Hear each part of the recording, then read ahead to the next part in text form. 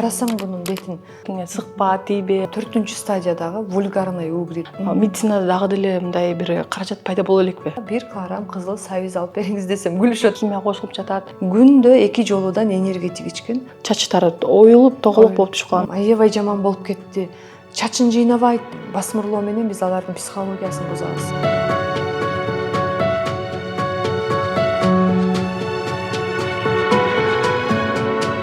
Саламатсыздарбы, урматтуу ата-энелер? Бүгүнкү биздин темабыз өспүрүм курактагы балдары бар ата-энелерге кызыктуу болот деп ишенебиз. Анткени ушул куракта биздин балдарыбызда денесиндеги түзүлүштөр өзгөрүп, бетинде кандайдыр бир көйгөйлөр пайда болуп, көп суроолор пайда болот экен. Биз өзүбүздү эстесек, өзүбүздүн өспүрүм куракта бетибизге бир нерсе чыкса, ата-энебиз тийбей кой, эчтеке кылба деп үйрөткөн да. Ал эми азыркы жаштарда, азыркы өспүрүмдөрдө кандай болуп жатат деген суроону бүгүнкү косметолог жооп берет. Косметолог, дасыккан косметолог, медициналык билими бар косметолог Кумар Сатарова. Саламатсызбы? Саламатчылык. Кумар, сиздин баракчаңызды биз көрүп кайрасак, көбүнчө өспүрүм курактагылар экен да. Бир сыйра карап чыктык да, кандай, ким, кайсы косметологдор кимдер менен иштешет. Көбүнчө эле аялдарды карагандар көп да. Анан сиздин баракчаңызда көбүнчө өспүрүмдөр болуп жатат. Сиз ушул жатты тандап алдыңызбы же ушундай пациенттер сизге көп кайрылып жатабы? Сонун суроо негизинен. Бул косметологияда негизи биз пациенттерди тандай албайт экенбиз, бирок бизге келип кайрылган пациенттерден улам эле баягы биринен бири угуп келе баштайт. Биринчиден бул менин өзүм практикамда болду. Менин 2 уул, 1 кызым бар. Чоң уулум 18 жашка чыкты. Аларда 12 жаштан баштап өспүрүм курак келип, денеси өзгөрүп, гормональ нарушениялар башталганда беттерине угри чыга баштаган. Угри чыкканда эле бул генетикадан өтөт биринчиден, себеп дегенде бул угри менин жаш кезимде да чыккан, атасына да чыккан үчүн балдарыма сөзсүз үчөөнө тең чыкты. Мен ошолорду дарылап жүрүп, аларды мен ошо Instagram баракчама стористерге киргизип, бир жумадан кийинки жакшы жыйынтык деп киргизгенде эле ата-энелер көрөт экен дагы өзүнүн баласында болгон көйгөй менен кайрыла башташты. Ошондон улам менде өспүрүм курактагылар көп болуп калды. Көп келишет, чындыгында бизде айымдарыбыз, мырзаларыбыз келет. Көбүнчө эле менин негизги басым жасаганым ушу өспүрүм курактагы кыздар, балдардын бетине чыккан безеткилерди айыктыруу менен мен иштеп калдым да азыр көбүнчө. Жана баспа айтып өткөндөй эле, биз өз жаш кезибизде бизге ата-энелерибиз тийбегиле, бетиңе сыкпа, тийбе, ал өзү өтүп кетет деп үйрөтүп келген да. Бирок азыр бизде экология бузулуп жатат, ар бир жеген тамагыбыздын баарында эле химия кошулуп жатат. Азыркы жатта кандай болуп жатат? Азыр эгер биздин өспүрүм курактагы балдарыбызга чыкса, алар өздөрү эле кетип калышын күтүшүбүз керекпи же сизге окшогон адистерге кайрылышыбыз керекпи? Мурда ошо өзүң айткандай биздин жаш кезибизде бизге деле чыккан, бирок биз мисалы үчүн жөнөкөй эле тамактануу бизде жакшы болгон тамак. Биз эч кандай дрождорду, газировкаларды, шириндиктерди жеген эмеспиз. Жесек дагы аз өлчөмдө жегенбиз. Азыркылар аябай көп өлчөмдө жейбиз. Ага кээде ата-энелер келгенде аларга кайрылам. Биз өзүбүз күнөөлүүбүз дейм да. Себеп дегенде тамак жейбиз дагы, аш болбой калды, барып кока-кола алып келчи, газировка алып кел, ичип алайлы деп биз ошону өзүбүз ичип отуруп эле, балдарыбыз кошо ичип, биз алардын тамак тануусун бузуп коюп атабыз. Ошого ата-энелер келгенде эле мен биринчи ата-энеси менен сүйлөшөм. Тамак тануусун жакшы карайлы, мындай жашылча жемиштерди көп берели. Азыркылар фастфудтарды аябай көп жейт. Мен мындай барып калганда байкап калам, тамактануучу жайлардан фастфуд жейт, сөзсүз жанында газировка турган болот да. Анан аны жегенден ашказанда дагы кайрадан кыжырдануу пайда болуп, ошонун кесепетинен бетке чыгып кетет. Ал бир гана ашказанда эмес, боорго таасир берет, бөйрөккө таасир берет. Ички организмдерди биз тазаламайынча бул бетти айыктырыш кыйын. Биздин жаш курагыбыз дагы буга караганда бир аз жеңил өткөн. Себеп дегенде биз эч кандай дрожь жеген эмеспиз. Ал мезгилде дайыма ачыткы болгон, экология таза болгон, өз убагында уктаганбыз, аябай баса белгилеп кетемин. Эгерде балдарыңыздардын ден соолугу чың, жакшы, акылдуу, жакшы балдардан болсун десеңиздер, сөзсүз түрдө эрте уктатышыбыз керек. Себеп дегенде 12-1ге чейин, даже кээде 2ге чейин жүрүп калган балдар болуп калат да. Булар гормондордун бузулушуна алып келет. Бул бир гана беттеги безетки бул убактылуу гормон өтүп кетет, бирок кийин кандайдыр бир өнөкөт оорулар пайда болуп калат. Ошондуктан балдарыңарды аябай сулуу, акылдуу болсун десеңиздер, ден соолукта болсун десеңиздер, эрте уктаткыла деп айта кетем. Уйку дагы бул биздин балдарыбыздын өзүбүздүн деле ден соолугубузга чоң таасир берет. Ошол өспүрүмдөр сизге көп кайрылгандарда кандай эмелер, көйгөйлөр болуп жатат? Канча бир көйгөйлөрдүн түрлөрү болсо керек, ошого ар бирине токтолуп айта кетсеңиз. Мисалы үчүн бизде көйгөй менен келгенде көбүнчө апалары менен келет. Кээде жаш кыздар өздөрү келип калат, анан бир консультация берип эле кайрадан апаң менен кел деп апасын алып келгенге аракет кылам. Мен көбүнчө апасы менен келгенде мындай мен ошол баланы айыктырганга мага жеңил болот да. Себеп дегенде биринчиден бул финансы, экинчиден психологиясына. Бала келип бир нерсени алгысы келет, бирок ала албайт. Өзү жалгыз келгендечи, апасы келсе бул эми ата-эне деген бала үчүн бүт нерсеге мындай алып беребиз да, анан алар алып берсе баланын көңүлү көтөрүлүп, эртең эле барып коем, жакшы болуп калам деген сезимде кеткенде өзүмчө сүйүнөм да, кремдерди, умывашкаларды жөнөкөй эле аптекадан бул дарыны жазып, иштеп берем. Ошондо аябай сүйүнүп кеткенде эле уже аларда мен жакшы результат болуп атат дегендей сүйүнүч болот. Анан кээде ушундай бир акыбал болуп калат, апалар алып келет. Алып келгенде эле баягы басмырлоо менен алып келет да. Карасаң бунун бетин аябай жаман болуп кетти. Чачын жыйнабайт деп баягы кызды, баланы дагы же бетин үтпөйт дегенде баягы бала уже мага келгенде эле мындай комплекс, мындай комплекс, баягы өзүн өзү баалоо деп самооценка деп коет. Ошосу түшкөндөй болуп келет да, анан мен болсо жок, сонун эле менин балам деле ушундай деп тур. Баламын сүрөтүн көрсөтүп баштайм да, чтобы меникиндей бети барларды айыктырганга болот экен деп. Кара, мына менин кызым, мына менин балам азыр ушундай болуп калды десем, балада кичине болсо да могу ийин мындай көтөрүлүп мындай болуп калат да. Анан кийин бул сонун болот дейм. Анан кийин мен апасы менен өзүнчө жекече сүйлөшөм. Себеп дегенде буларды басмырлоо менен биз алардын психологиясын бузабыз. Алар и так мындай жалаң, мен ойлойм да, ушу беттерине безетки чыккан кыздар жалаң безетки чыккан кыздар менен дос болуп жүрөт да, мындай. Баягы көчөдө жүрсөң деле ошолорду карап калат экенсиң да. Себептен аларда уже өзүн өзү баалоо түшкөн. Жалаң сулуу кыздардын арасында алар беттери безетки менен жүрө албайт да. Баягындай айтып калышат. Бетиңе эмне болду деген суроолорду бере бергенде алар уже чачтарын жазып, ушу бетин, мойнун көрсөтпөгөнгө аракет кылат да. Анан чоң очкилер тагып алат көбүнчө. Анан давайте мындай кылабыз деп уже арадан 10-15 күн өткөндө алар жакшы боло баштайт, сүйүнөт. Тим эле жашына кийинки келгенде мага подружкам келгендей болуп, кандайсыз деп сонун болуп келишет. Анан ата-энесинин телефонун өзүнчө алам дагы, кадимкидей ата-энеси менен сүйлөшө баштайм. Ага, жакшы неме кылыңыз, жакшы сүйлөңүз десем, анан мынтип ошолордо результат болот мендечи. Анан кээде психолог болуп кетем деп күлөм да. Косметолог болбой эле психолог болуп кетчү, аларга мындай жакшы багытты айтканга аракет кылам. Туура баса айтып кеттиңиз, негизи сиздей болгон адистер психологиялык жагдайга көбүрөөк маани берип, балдар менен алардын өзүн баалуулугун өйдө көтөргөнгө жакшы аракет кылып кеткенсиздер, э? Жакшы, ошондой. Ошондо биздин өспүрүмдөр арасында кандай учурлар көп кездешип жатат? Ошо безеткинин канча бир түрү бар? Бул безеткинин негизи 4 түрү бар медицинада. Биринчи чыкканда бул 1-2 гана чыга баштайт. Алар жеңил болот, аябай. Чыгып кайра кетип калат. Уже 4-5 болуп чыга баштаганда уже бул татаалдаша баштайт. 3-үнчү стадияга келгенде бул жаакка чыккандар. Жаактагы бул ошол гормондун өзгөрүшү, баланын мүчөлөрү жетилип аткан кезде бул жаактын алдына чыга баштайт дагы. Жаактын алдына чыгып эле моюнга өткөндө бул 4-үнчү стадияга өтүп кетет. Булар вульгарный угри деп коет. Көбүнчө бул баягындай чоң болот да. Баягы ириң сыяктуу ичинде ириң бар.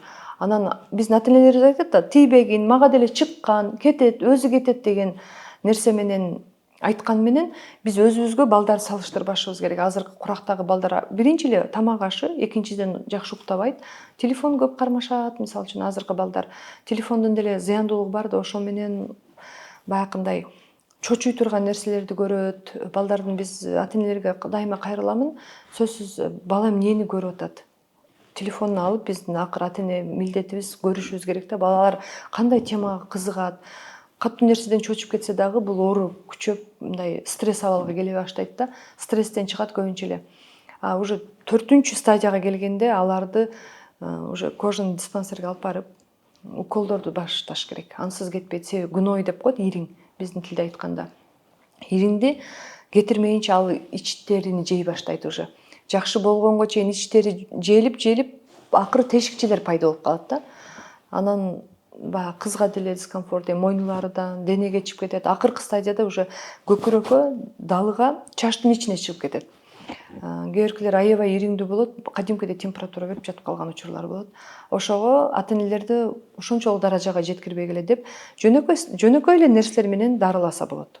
Дарылаганды дагы баягы схема кылып түзүп берем, буну кылыңыз деп ошентип айыгышат. Кумар, сиз айтып калбадыңыз жана 4 стадия бар депчи. Азыр бизди көрүп жаткан көрүүчүлөрдүн, ошол ата энелердин балдарында ушундай көйгөйлөр бар болсо, токтолуп айта кетесизби? Өзүңүздү кантип дарылайсыз жана үй шартында сиздерге бара албаган, мүмкүнчүлүктөрү чектелгендерге үй шартында кантип дарыласа болот, эмне кылса болот? Токтолуп айтып берсеңиз. Бул безеткинин негизи 4 түрү бар. 4 стадияда болуп эсептелинет медицинада. Бул биринчи стадиясы бул жеңил. Буну үй шартында деле дарылабасак деле бул чыгып кайра жакшы болуп кете берет. Себептен ал баланын иммунитети күчтүү болот. Жеген тамагы жакшы болот дагы, өспүрүм курактагы гормондук өзгөрүүлөр өзүнөн өзү жакшы болуп кетет. Бул биринчи стадия болот. Ал эми экинчи стадиядагы ушуга окшогон келет. Балдардын беттерине чыккан бир аз кызыл болуп, бирок баягы безектилер майда болуп чыгат дагы. Баягы биз элестетебиз, баягы ысык чыгып кеткен сыяктуу да. Ысык чыгып кеткен сыяктуу келет. Буларды үй шартында деле дарыласак болот. Тамак ашын жакшы карап, үй шартында булардын дарылаганда биз жакшы умубаш, бет жуучу каражаттар менен, атайын өзүнүн маздары бар, аптекадан беребиз, ошолор ромашка чайлар менен дарыласак болот булар. Булардын бул чыкканда деле эгерде биз буну карабай койсок, жакшы болуп кетет деген болсок, бул кадимкидей бизде өзгөрүү боло баштайт дагы, ондай болуп 3 стадияга өтө баштайт мынакей. 3 стадияда бул жерде биз аябай көп чыгып кеткен, тазалаганга дагы болбойт. Биринчи келген күнү биз буну тазалай дагы албайбыз. Себеп дегенде буну тазалап, буну сыкканга дагы болбойт. Себеп дегенде булар биздин сосуд аркылуу, кан тамыр аркылуу денеге өтүшүп кетиши мүмкүн, башка оорууну пайда кылышы мүмкүн да. Көбүнчө айтам, 3 стадиядагы келгендерди биз бир жумалык диетага жөнөтөбүз үйгө. Ата энесине дайындап, жакшы тамак ашын карагыла, жакшы нерселерди жедиргиле, диетага салабыз, сахар ичкенге шириндиктер такыр болбойт деп жөнөткөндө, буларда бир аз баягы моюнга, беттерине чыккандар бир аз ката баштайт да, кургай баштаганда анан биз леченияны баштайбыз. А так буларды сразу эле жаткыра калып, буларга маска дагы коюлбайт. Себептен маска койгондо бул өзү кызарып турган нерсе андан бетер мындай былжырап бир кайра көйгөй болуп кетиши мүмкүн. Буларды биз бир жума 10 күндүк диетага салабыз. Ички организмди, кишечникти тазалайбыз, анан биз кийинки этаптарга баштайбыз да. Анан кээде бизде ушундай болуп кетет, баштарга чыккан угрилер болуп кетет. Ал да угри, бирок баягы көбү буну неме кылбайт да, көңүл албайт. Чачтын арасында жүрө берет, көңүл албайт, жакшы болуп кетет деген нерсе менен жүрөт, бирок алар жакшы болуш кыйын. Бул безеткинин ичинде ириң бар. Ириң жөндөн жөн чыкпайт да, жакшы организмде ириң болбойт. Ошону биз дарылашыбыз керек. Мен ата энелерге айтамын, үй шартында жөнөкөй гана жол менен дарыласа болот. Биринчи биз тамак ашын жакшы кылабыз. Бул азыркы сүрөттө жогоруда көрсөттүм, 3 стадиядагыларды сөзсүз түрдө дарыгерге кайрылыш керек. Дарыгерге кайрылбай туруп дарылаш кыйын. Алар өздөрү диетага салып, өзүнүн таблеткалары болот. Ошолорду бергенде үй шартында өзүнүн эле маздарын коюп жүрүп дарылап алсак болот. Бул сүрөттөгү өспүрүм, Бул сүрөттөгү кыз, өспүрүм кыз 16 жашка чыкты. Мага келгенде 15 жашта эле. Азыркы сүрөтү барбы? Азыр кандай болуп калды? Азыркы сүрөтү бар. Тазаланып калды. Тазаланган. Ошол баш аягы канча убакыт кетти? Ушундай эмеге келиш үчүн жыйынтыкка. 4 ай убакыт кетти. Азыр бунун мындай оңой болуп калган. Кыз өзү деле настроениясы жакшы, мына сүрөттө көрүнүп тургандай. 4 айлык биздеги результат. Азыр жогоруда көрсөткөн сүрөт менен салыштырганда баланы биз 70% чейин айыктыра алдык. Мен дайыма эле айтам, 100% эмес, 50% айыктырган деле бул чоң нерсе болот да. Андан кийин мындай көйгөйлөр келет бизге. Бул дагы 4-3 стадияга барып калган, аябай көп чыгып кеткен. Жакшы кылайлы дейбиз, бала шириндикти аябай көп жеп алат.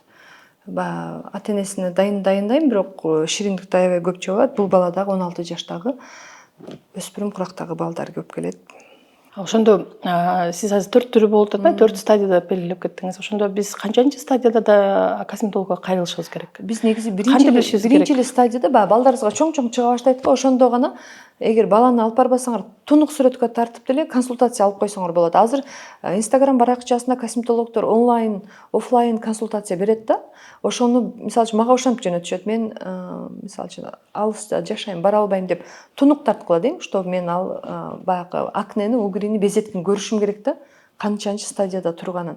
Ошого карап туруп эле беребиз. Анан 3-чү, 4-чүгө келгенде уже келгиле дейм да. Аны мен онлайн дарылай албайбыз, кыйын болуп кетет. Конгломатный угри деп коет, бул уже өтүшүп кеткени, бул көбүнчө мырзаларга чыгат. Бул дагы стресстен чыга баштайт мырзаларга. Бир гана өспүрүмдөргө эмес, мырзалардын чоңойгон кишилерге деле чыгат, алар катуу стресстен. Кээ ушундай мырзалар келет, чочуган, авария болгондо дагы чыгып кеткендер болот. Алар денеге дагы чыгып кетет, баштын ичи аябай чоң болуп кетет. Ошолорду дарылай баштайбыз да. Өспүрүмдөрдү ага жеткирбешибиз керек бирок. Аларды дене жумшак да, тез айыгып кетет да. Ошого дагы жеткирбей эле дарылай баштайбыз. Дарылоонун түрүн айтсак, эң жөнөкөй жол менен дарылайбыз. Биринчи мага келгенде эле биринчи психологиясын, тамак ашын жөнгө салабыз. Мен аларды алып келип алып эле жаткырып эле сразу сыгып тазалаганга дагы болбойт. Себеп дегенде, эгерде активный болуп аткан болсо, кулак жакта болсо, бул сосудка түшүп калса, баягы кан тамырга түшүп калса, ириң кулактын тамыры аркылуу кетет, мээге кетет. Пешенеге түшкөндөр аябай чыгат. Аларды да сыкканга болбойт. Себеп дегенде, биздин мурун көңдөйүндөгү мурундагы сосуддар аябай тонкий болот. Негизи көздүн жака бөлүгүндөгү нерселерге тийбейбиз. Аларды жөн гана баягы аптекада сатылат, Вишневский деген майздар бар, ошону коебуз. Биринчи таза жууп, хлоргекс менен арчыйсыз, аны коесуз. Түнү жаткандан кийин уже баягы ириңди кадимгидей жумшартып сыртка чыгарып коет да, чыгаргандан кийин уже левомиколь коюңуз дейм. Булар эң жөнөкөй арзан түрү. Анан күндө ромашканы чай кылып, күндө ичет чайды. Себеп дегенде, бул ромашка аябай воспалительный, мындай сезгенген ооруларга аябай жакшы. Бетте эле сезген атпайбы? Ошол эле учурда булардын ашказаны дагы сезген аткан болот да. Эми элестеткиле, мына бетинде ошончо угритип атат, мына ашказанында деле ошончо көйгөй бар да. Ошону баягы ромашканын чайын ичкенде жакшы боло баштайт. Анан ромашка менен бетин жуудуртам. Воспалениега аябай жакшы. Бул бир эле медицинада бетке эмес, бардык эле шамалдаганда ромашканы даже тузду парить этебиз. Көбүнчө айымдар иштетишет ромашканы. Ошону бет менен жууганда дагы баягы сезген үнү ала баштайт. Анан кээде мен 2-3 күндө бир туз менен чайкатып коем. Туз дагы катыртып берет. Ошол өспүрүмдөрдүн ушундай терисинде көйгөйлөр пайда болгондо тамак ашын жөнгө салыш үчүн мүмкүн диетага туруш керекпи? Диета болсо кандай диета болуш керек? Мисалы, алдыйлер, кичинекей эле балдар бетине диета чыкса, биз энеси өзүбүздүн тамак ашыбызды оңдоп калабыз го, ошол сымал эле. Эгер өспүрүмдөрдө ушундай, ошол кезек, ошол куракка жетип, эми көйгөй башталганда тамак ашын кандай кылышыбыз керек? Биринчиден, эгерде бул токтобой эле чыгып аткан болсо, анализ тапшыртыш керек, сөзсүз. Аллергияга каршы анализ тапшырыш керек. Кээ бирки балдардын сүткө аллергиясы болот да. Сүткө аллергия болсо, биз сүт кашаларды бербешибиз керек. Буларды диетага салганда такыр тамак жедирбей койбойбуз. Мисалы үчүн, күрүч тамактар аябай жакшы болот. Күрүч тамактарды баягы андай неме кашаларды жасап, суюгураак тамактарды кылып аларды ичиш керек. Сууну көп ичиребиз. Анан жашылча жемиш. Цитрусту такыр жедиртпеймин. Себеп дегенде, цитрус бул аябай аллергияны берет. Алма жакшы, бадыраң, брокколи аябай жакшы жардам берет. Мен брокколини өзүм балдарыма көп берип, иммунитетин көтөрүп жүрүп, брокколинин пайдалуулугун көп көрдүм.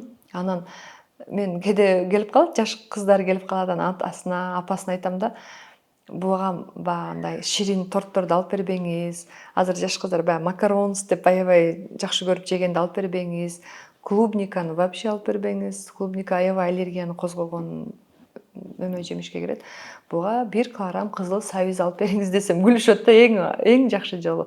Күндө 2 даанадан сабизди сок чыгарбаса деле, жөн жесе деле, эмгеде сок чыгарганга шарт болбой калат да. Ошо кадимгидей немени тазалай баштайт, ашказанды тазалайт, кишечниктерди тазалайт. Анан кызылча. эң арзан эле нерселерден биз сонун жыйынтыкка жетип атканбыз. Дагы деле буюрса сонун жетип атабыз.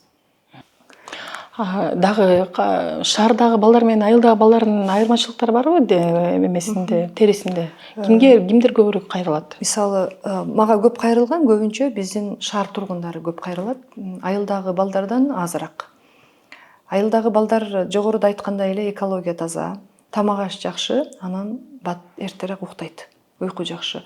Алар баягы күндүзү көп жумуш кылып чарчайт, бала уктап калат. А бизде шаардагы балдар биринчиден тамак ашы каалаган убагында шириндик жейт, каалаган убагында газированный суусундуктарды ичет дагы. Кеч уктайт, көйгөйдү айыктырыш кыйын. Айылдагы балдардын бири, эки, үч эле алып келбесе, негизи бизде шаардагы балдарда көйгөй көп. Мына сүрөттү да көрсөтүп тургандай, мынакей биринчи процедурадан кийинки жыйынтык. Бул жакта кыйла жакшы болуп калган уже. Кызаргандар кеткен, тышып турган ошолордун баардыгы кеткен. Сиз азыр айтып өтпөдүңүзбү, башка дагы чыгат депчи? Ошол башка чыкканда дагы кандай, сиз айтып өткөндөй 4 стадия болобу? Аларды кантип дарылайбыз? Бул башка чыгып кеткен угри, бул 4-үнчү стадиядагы вульгарный угри деп коет. Өзү эле айтып тургандай, аябай гной, ириң көп болот. Бул башка чыгат, денеге чыга баштайт кадимкидей. Анан балдардын, кыздардын жамбаштарына чейин дененин бүт денеге чыгып кетет да. Биз аны баягы сыздык чыгып атат деген сыяктуу кылып кабыл ала беребиз да. Бул ушундай бир пациентибиз кайрылган, башына аябай көп чыгып кеткен. Бунун биринчи сүйлөшөбүз да, башына эмне себептен чыкты деп суроолорду бергенибизде, бул бала аябай газировканы көп ичкен, баягы энергетик ичкен. Күндө 2 жолудан энергетик ичкен, бирок бул айыккан эмес. Аябай чоң болуп чыгып кеткен. Акыркы күндөрү бул балага температура чыга баштаган. Денеге температура дене табы көтөрүлө баштаганда биз буга леченияны жаздык. Азыр жакшы болуп калды. Бирок бул түшүп калган жерлерине чачтын чыгышы кыйыныраак. Чачтагы көйгөй болот да, бул себеп дегенде бул жерде кожа регенерация иштебей калды.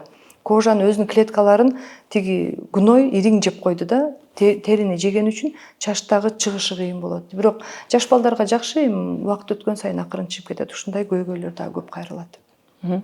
Азыр чачтар түшүп кетти десе, бир эме эстеп кеттим да. Жаш эле балдардын арасында дагы 10 жаштагы, 9, 1-чи класста окуган балдардын арасында чачтары оюлуп, тоголок болуп түшүп калган бар. Эми ал учурда трихологко кайрылыш керек, бирок мисалы биздин Кыргызстандын ар кайсы булуң бурчунда жашагандар, трихолог деген бүт жерде эле бар эмес да. Алар жок болгондуктан сизге окшогон адистерге кайрылса керек. Ошондо кандай кеңеш бересиз? Ошондой чачтар оюлуп түшүп баштаганда жана себептери бунун эмнеден болот? Азыр ошондой көйгөйлөр көп келет бизге мына. Чачтын түшүп калышы. Бул биринчиден, эгерде жаш балдарда болуп аткан болсо, бул витаминдин жетишсиздиги. Витамин жетишпегенден балдарда сынк витамин, темир, магний, кальцийлер жетишпегенден чач түшө баштайт. Бул очаговый аллопеция деп коет медицинада. Тоголок болуп ар жеринен түшө баштайт. Анан беттери дагы мындай ак болуп кетет да. Бул аллопеция. Эгерде бул чоң адамга түшсө, анын бетинде сакалдар түшүп калган болот. Бул аллопецияны дарылаш үчүн биринчи биз витамин Д'га анализ тапшырышыбыз керек. Эгерде жаш балага витамин Д жетишпеген болсо, чачтар ушундай көйгөй болуп түшүп калат. Витамин Д жетишпесе, сөзсүр витамин Д'ны, витамин С кошуп ичириш керек. Аптекаларга барсаңыздар, өздөрү дозировкасы менен берет. Аны дагы туура ичиш керек. Тамактан кийин ичиш керек. Саат 10дон 11ге чейинки аралыкта ичиш керек. Витамин Д'ны. Себеп дегенде биз күндүн ала албаган энергияны витамин Д бизге берет да. Ушул көйгөйлөр көбүнчө шаар балдарында кездешет, бизде дагы. Себеп дегенде булар күн көрбөйт. Баягы күнгө чыгып ойнобойт деген көйгөй бар да. Айылдагы балдар эртең менен туруп көчөдө жүрө берет. Шаардагылар күндү көрбөгөн үчүн чачтар ушундай сыяктуу болуп көп түшүп кетет. Булар дарылай баштайбыз, булар деле бир аз мындай болуп чачтар чыга баштайт. Акырын 4-5 ай убакыт керек. Сиз азыр бунун өзүнүн медициналык терминде очаговый аллопеция деп айтып койдуңузбу? Кээ бир көп эле аттилер чеснок менен арчып, анан жанагындай ачып, калемпир болот го, перец. Ошо менен арчыган, ошол туурабы, эмеспи? Негизи бул баягы үй шартындагы медицина кылып алышканда, буларды чеснок менен арчыганда, эгерде адамдын иммунитети күчтүү болсо, иммунитетти көтөрүп атпайбыз. Иммунитет күчтүү болсо, чыгып кетет да чач. Бизде ошо 1-2 жолу арчыганда чач чыккандай сезилет. Себептен де биз теринин иммунитетин көтөрдүк. Чеснокто кичине болсо да витамин ал да. Бирок ал убактылуу. Ал жеринен кичине чач чыккан менен башка жагынан түшүп кетет. Очаговый аллопеция, андрогенный аллопеция болуп 2 түргө бөлүнөт чач түшүү. Андрогенный аллопеция көбүнчө эркектерде 40 жаштан кийин болот. Очаговый аллопеция бул 3 жаштан баштап эле балдарда түшө баштайт. Эгерде витамин жетишсиз болсо, очаговый аллопеция түшүп чачтары такыр түшүп калгандар болот. Аларды сөзсүз иммунитет витаминин текшериш керек. Эгерде витамин жетишпесе, биз мындай чыгарышыбыз кыйын да. Аларды үй шартында эле жакшы витамин ичирип, 3-4 айга чейин жакшы болуп кетет жаш балдарды. Себеп дегенде жаш балдарга биз косметологический чачтарына процедура жасабайбыз. Алардын витаминдерди ичиргенде гана чач өзү чыгып кетет. Тери көйгөйлөрүнө кайрылып кетсек, бизде ошо өспүрүм курактагыларды дагы ойлондурган балдарыбыз 10 жашта өткөндө эле азыр негедир өспүрүм курак, өткүлүү куракта эрте болуп жатпайбы? Балдардын колоң соозу жытысы. Аябай гигиенаны жакшы сактаганга аракет кылсаң дагы кетпей калган учурлар болот. Ошондо сиз адис катары кандай кеңештер бересиз? Азыр эң чоң көйгөй ушул. Бул 10 жаштагы, 8 жаштагы балдардан 80 жаштагы чоң адамдарга чейин бул көйгөй кездешип атат. Балдарга кеңеш беремин. Биринчи бул баланы биз жакшы уктатышыбыз керек. Уйку. Ошо уйку бузулгандан бул гормондук бузулуулар, гормональный нарушение деп коет, бузула баштады. Баланы уктатпайбыз, өзүнүн мындай пайдалуу нерселер менен бала алектенбейт. Телефон дагы эле келип телефонго такалат да, баягы көйгөйлөрүбүз. Анан ошодон эле бала уктабайт, гормон бузулду. Аларда өзү 8 жаштан 12 жашка чейин, 12 жаштан 14 жашка чейин гормон өзгөрүп атпайбы? Дене мүчөсү өзгөрүп, балдарыбыз, кыздарыбыз өзгөрүп атат. Ошондо буларда гормон өсүп өнө баштайт да. Ал эмне менен өзүнүн калыбына келет? Бул уктоо менен.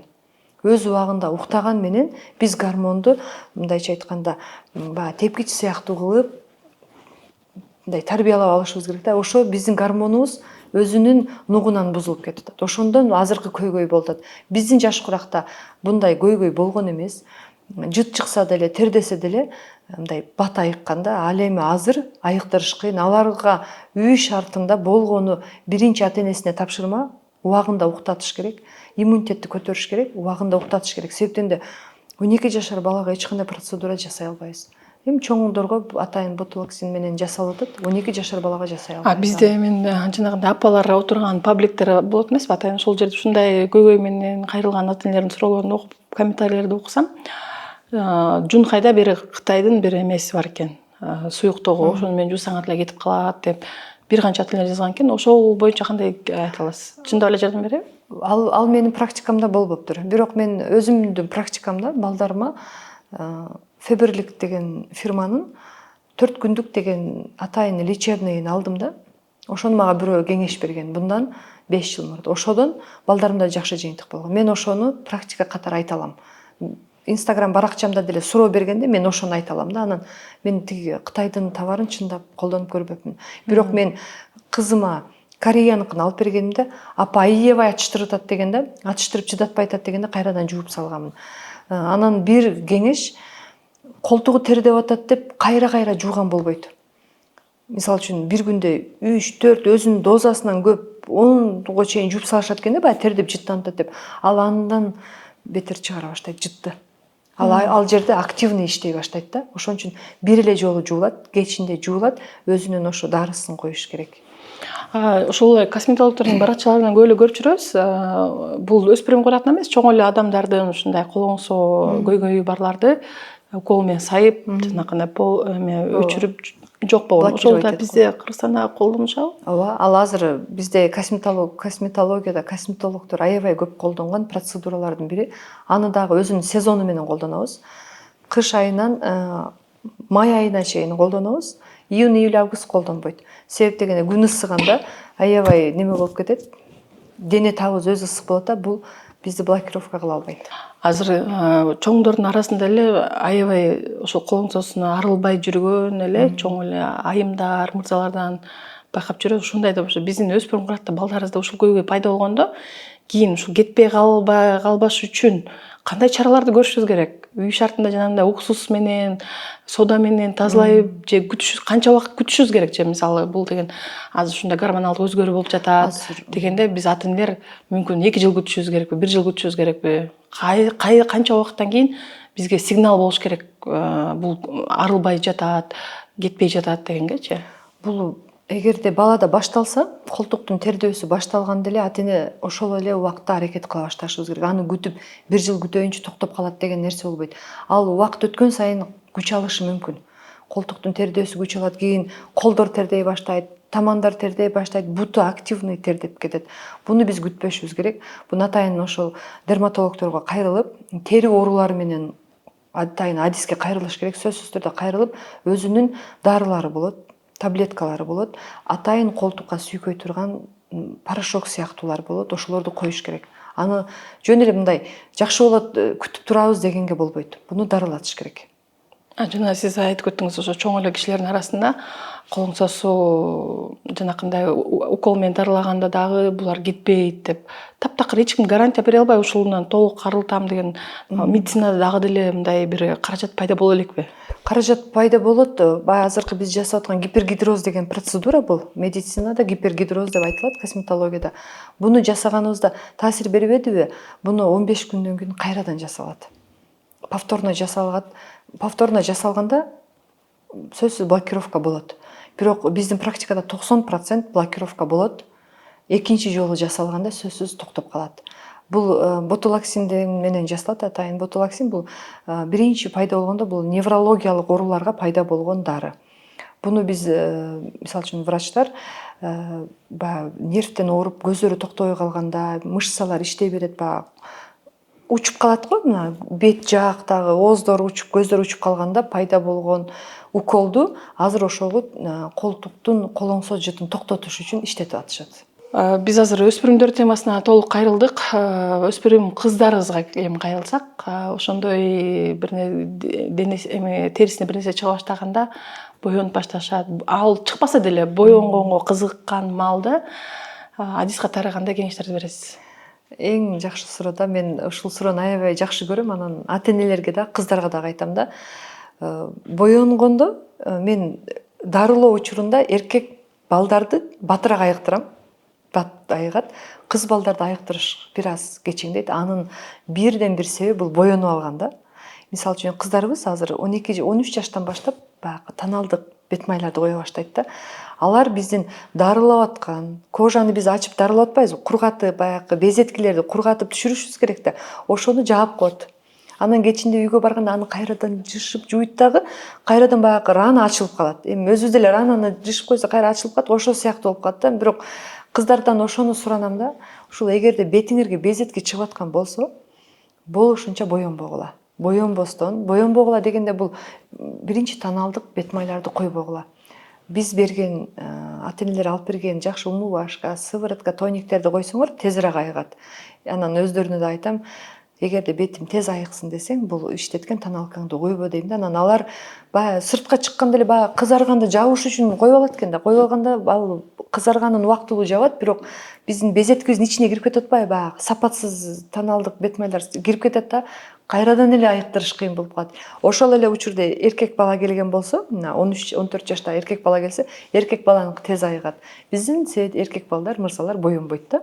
Бетин жууп туруп, биз берген кремдерди коет, сывороткаларды коет, жакшы болуп кетет. Ал эми кыздарыбыз ушул тоналкаларды коюп алып, биздин өзүнүн баягы сулуулугун бир аз аркага тартып коет да, биз да кечеңдеп калабыз дарылаганда. Бул көйгөй бар. Ал эми көйгөй жок өспүрүмдөрдө азыр кыздарыбыз кызыгып, боёнуп, беттерин кам көргүсү келип, сулуу болгусу келип атпайбы? Ошонун азыр ошол косметиканын зыяны барбы? Косметиканын зыяны бар, эгерде сапатсыз пайдаланса.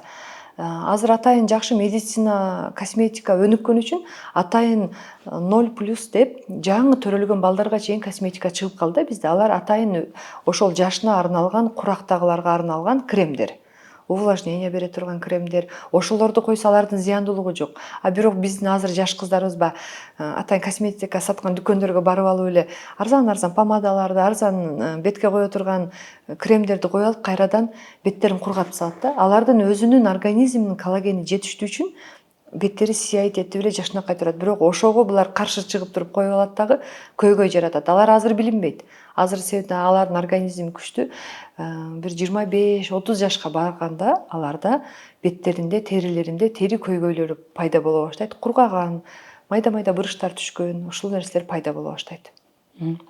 Ошол эле өспүрүм кыздар декоративдүү косметика жана сиз айткан уходовый, бетке кам көрүүчү косметиканы туура эмес колдонушкандар да бар да, ошону туура жолу кандай болот? Эгер болбой эле мен боеном, кыздарым боенуп атат, курбуларым боенуп атат, коюп атышат десе дагы мындай бир эрежелер барбы? Эрежелери сапаттуу алып беришибиз керек. Сапаттуу атайын өзүнүн жаш курагына арналган косметикалар бар. Алар баягы чоң кыздарды көрүп туруп эле азыр Instagram баракчалардан реклама кылып чыгарып коюшат, укмуш кылат. Ошону барып алып алышы мүмкүн да. Биз аны ата энелер өзүбүз көзөмөлдөшүбүз керек. Сен кандай туш коесуң, кандай крем коесуң деп биз алар менен тыгыз байланышта болуп көрүшүбүз керек. Эгер өтө баягындай өзүнүн баягы кремдер бар да 35+, 25+ деп биздин жаш курагыбызга чыгаргандарды коюп алса, анын терисинде көйгөй жаратат. Себеп дегенде аларды азыр билинбеген менен 10 жылдан кийин беттеринде майда-майда буруштар пайда болуп кетет. Сиз азыр бетте теридеги косметиканы айттыңыз. Ушул эле өспүрүм куракта кыздарыбыз дагы ооздорун кып-кызыл помадаларды боеп жүргөндөрдү да көрүп жүрөбүз. Ушул боюнча дагы помаданын деги эле зыяны барбы жаш кыздарга?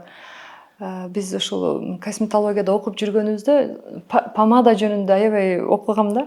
Помада жасаган заводдор болот дейм, атайын кымбат бренд помадалар жасаган заводдордо чөп 5-10 метрге чейин өспөйт экен да. Анын зыяндуулугу көп экен. Помада бул атайын краскалар менен жасалат да. Анан баягы кымбат помадаларга биздин өспүрүм кыздарыбыз аларга алганга акчасы деле жетпейт. Анан барып туруп арзан баягы 20 сомдук, 50 сомдук кып-кызыл мындай күрөң болгон помадаларды коюлат. Булар биздин оозубуздун баягы гиалуронкасын, суусун тартып алат да. Кургактык пайда болот дагы, кийин чүрүшүп кетет, тез карып кетет. Биздин эрин карып кетет. Мындай көп салыштырам, ушул суроого пример катары айтып коеюн. Айылда жашаган апа менен шаарда жашаган апаны салыштырсак, шаарда жашаган апа дайыма помада коюп жүрөт, дайыма помада коет дагы. Айылда жашаган апа такыр койбойт, бирок экөөнүн жашын салыштырганда экөөнүн эрини тиги айылда жашаган апаныкы мындай табигый кызыл болуп турат. Ал эми дайыма помада коюп жүргөн энелерибиз, апаларыбыз баягы 70 жашка барып калганда оозунун тегерегине майда тырыштар түшүп кеткен. Оозунун тегерегине мондой сызык болуп түшүп кеткен дагы, ооз кичинерип кеткен аябай. Ушуларды пример кылып Бул баары помаданын кесепетиби? Бул бардыгы ошо сапатсыз помадаларды коюп жүрүп биз өзүбүздүн оозубуздагы сууну, гиалуронканы, гидролорду алып койгондуктан да өзүнүн жакшы помадалары бар атайын. Жаш кыздарга арналган помадалар азыр сонун чыгып калды ба? Увлажнение бере турган, жарылганды токтотуп тургандарды койсо, анын зыяндуулугу жок. Бирок арзан, сапатсыз помаданы койбогула деп кеңеш берем. Кумар, сиздин маегиңизге чоң рахмат. Эскерте кетсек, Кумар Саттарова азыр Ош шаарында жашайт. Бишкекке ушундай бир окууга келип көрүп калып, кокусунан бүгүн ушинтип учурдан пайдаланып тарта калдык. Анткени өспүрүмдөр менен иштешкен Бишкектеги косметологдордун саны негедер аябай аз экен. Сизге ыраазычылык билдиребиз. Сиз айтып калдыңыз, онлайн консультацияда берем депчи. Ошолордун баалары мындай тиштей турган болбойбу? Мисалы бизде айылдагы апалар ар кайсы шаардын бир эле Кыргызстан эмес, чет өлкөдөн көргөндөр дагы сизге кайрылып онлайн консультация демек бере алат экенсиз? Ооба, ушул жаатта иштегенибизде биз азыр интернет, Instagram баракчаларыбыздан онлайн консультация беребиз. Биз дайыма эле ал дагы өзүнүн сааттары бар. Мисалы үчүн эртең мененки 9-дан кечки 7-ге чейин онлайн жазып койсоңуздар, бирок күтүш керек. Себептен аябай жаза беришет да, анан онлайн консультацияга сүрөтүңүздөрдү так тартып жөнөтсөңүздөр консультация беребиз. Кумара, дагы бир жолу сизге ыраазычылык билдиребиз. Бүгүнкү биздин косметолог, медициналык билими бар косметолог муну баса белгилеп айтканын себеби анткени азыр ошол эле соц тармактарда өзүм косметолог деп кичине эле бир курстарды окуп алып таанылып жүргөн айымдар көбөйүп кетти да. Ошолордон дагы абайласаңыздар демекчибиз. Кумар Саттарованын баракчасын, Instagram баракчасын тиркеп коебуз жана номерин онлайн консультация алыш үчүн. Көрүшкөнчө сак саламатта болуңуздар.